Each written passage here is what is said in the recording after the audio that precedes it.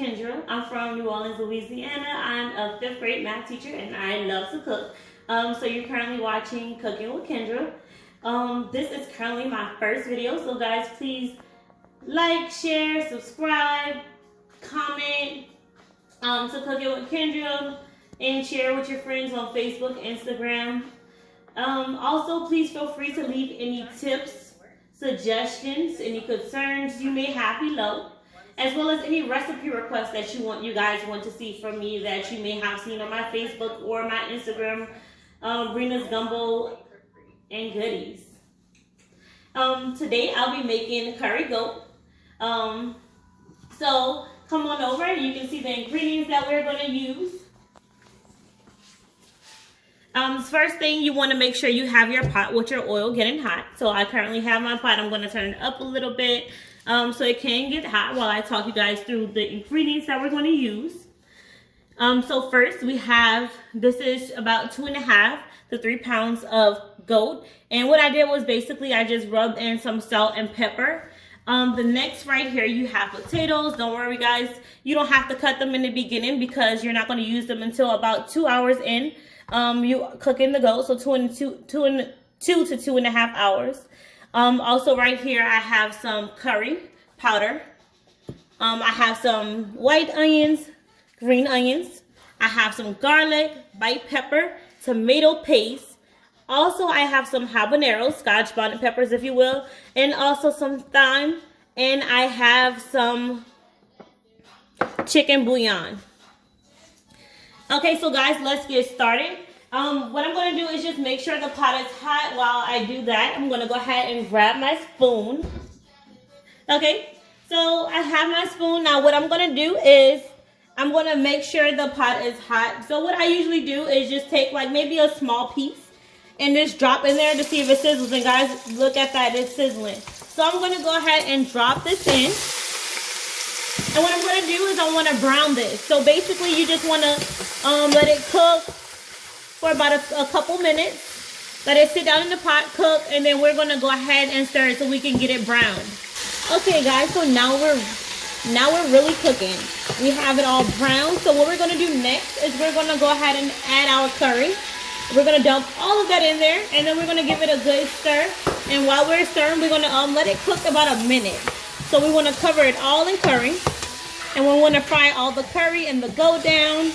And while we're doing that, we just want to make sure all of it is like really mixed in, guys. You want to make sure it's really in there so that you can get all the flavor possible.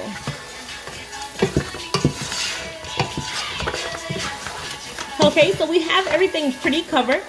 We're just going to let this sit for like maybe about a good 30 seconds to a minute. And then we're going to dump the rest of our, most of our ingredients in. We still have a few left after that. Okay guys, so now we're going to add in our green onions, garlic, tomato paste, habaneros, but I would not add too many if you don't like spicy. We like spicy, so we're going to add 4 of them. And then we're going to add our thyme and also our white pepper. So you're just going to just scoop all that in, guys. Don't be scared. Doesn't matter, all go in the same place. We have to saute it all at the same time. So we're going to dump all of that in. See, all of my ingredients are going. And what I'm going to do is just go ahead and give it a good mix. Mix it all in, guys. We want all of the flavor to get in. And keep in mind, if you don't have tomato paste inside of your home, you can definitely use a tablespoon of ketchup and it will just do the job just the same. And the reason that I'm using habaneros and not like jalapenos or serranos or things of that nature is because it alters the flavor of your food, guys. If you use habanero or Scotch bonnet pepper, like I said, it does not alter the flavor of your food. It gives you that same flavor without adding that jalapeno kick or that serrano kick. Alright, so we have that mixed in. So what I'm going to do now is go over and get some water that I have, and I'm going to cover the goat with water just until I reach the top part of the goat. Okay guys, I have my water here. So I'm going to go ahead and keep pouring until I see it to the tip top of the goat. And right here is enough, because what I'm going to do is just give it another stir so the rest of that water, the rest of the goat can go down in the water. So what I'm going to do is just give it a good stir.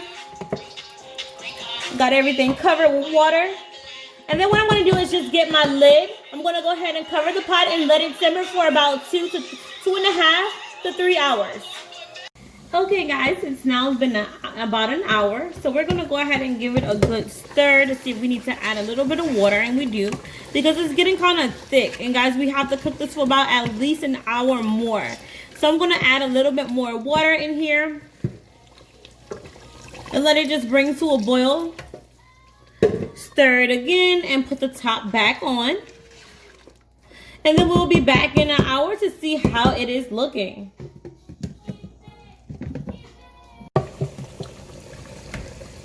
Okay guys, so it has been about another hour.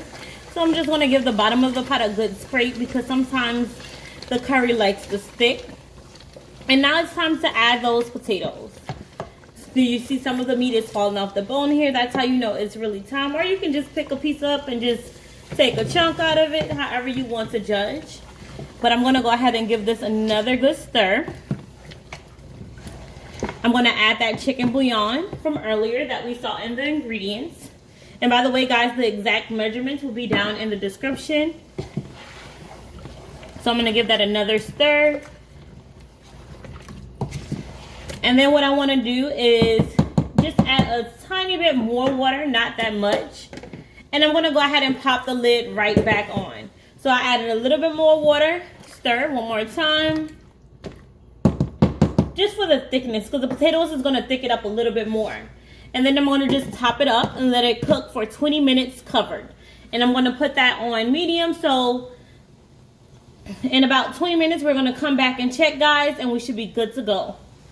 Alright guys, so it's now has been 20 minutes, but actually I let it sit for a little while because I like mine to be a little bit creamy, but you don't have to. Like I said, the potatoes will be done in 20 minutes. I let it sit about 35 minutes. So guys, here is the finished results. This is the finished results, and here's the little service suggestion over here. So I have some rice, I have some plantains, and of course I have the curry goat.